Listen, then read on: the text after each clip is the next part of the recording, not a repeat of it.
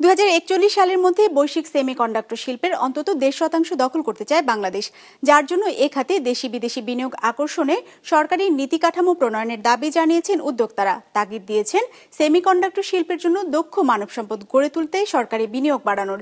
বৃহস্পতিবার রাজধানীতে metropolitan chamber of commerce and industry আয়োজিত এক অনুষ্ঠানে এসব কথা উঠে আসে। 250-টিরও বেশি ডিজাইন অপশন নিয়ে ওয়ালটন স্মার্ট ফ্রিজ, বোঝে আপনার প্রয়োজন। গাড়ি থেকে শুরু করে টিভি কিংবা স্মার্টফোন, বর্তমান সময়ে প্রায় সব বৈদ্যুতিক ডিভাইসের প্রয়োজন হয় সেমিকন্ডাক্টর বা মাইক্রোচিপ। বিশ্বজুড়ে বৈদ্যুতিক ডিভাইসের বাজার সম্প্রসারণের সাথে তাল মিলিয়ে বাড়ছে সেমিকন্ডাক্টরের বৈশ্বিক বাজারও। হিসেব বলছে বিশ্বে বর্তমানে সেমিকন্ডাক্টরের বাজার $60,000 কোটি। আগামী 10 বছরে যা দ্বিগুণ হবে বলে মনে করছেন খাত সংশ্লিষ্টরা। তাই সুযোগ আছে এই বাজারে ব্যবসা সম্প্রসারণের। সেই সুযোগটি কাজে লাগাতে চান বাংলাদেশি উদ্যোক্তারা, যাদের লক্ষ্য 2041 সাল নাগাদ এই বাজারের অন্তত $1,000 কোটি নিজেদের দখলে নেয়া।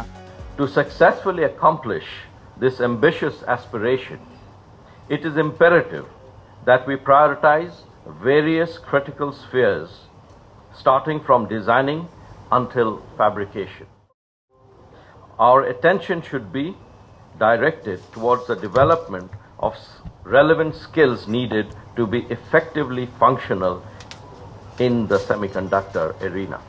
এমসিসিআই আয়োজিত সেমিকন্ডাক্টর শিল্পের উন্নয়ন শীর্ষক বইয়ের প্রকাশনা অনুষ্ঠানে শুধু লক্ষ্যই ঠিক করা হয়নি, বরং সে লক্ষ্যে কিভাবে পৌঁছানো যায় সে পথও দেখানো হয়েছে।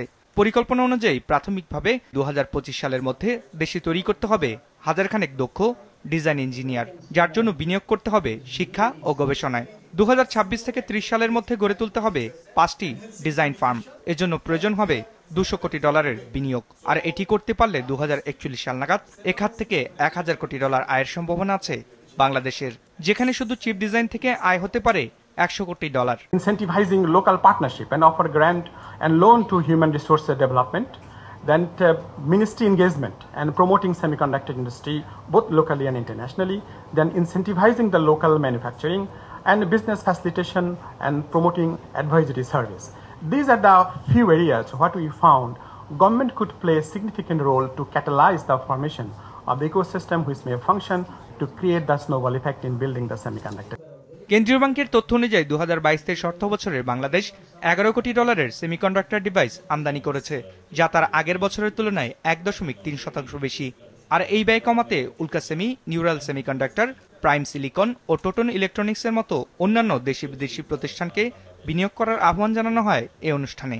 তবে এর জন্য বিনিয়োগ পরিবেশ সহজ করার আহ্বান জানায় MCCI. We have already some initiatives.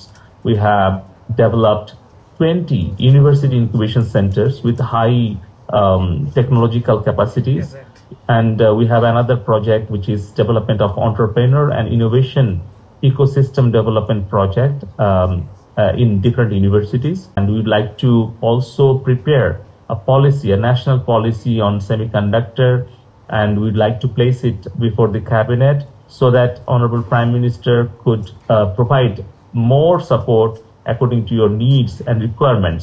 বর্তমানে দেশে সেমিকন্ডাক্টর শিল্পের সাথে সংশ্লিষ্ট প্রতিষ্ঠানগুলো ইন্টিগ্রেটেড সার্কিট বা আইসি নকশা তৈরির কাজ করছে, বছরে যাদের আয় $50 লাখ মতো। রায়হান শোভন, বিজনেস রিপোর্ট, মাছরাঙা টেলিভিশন।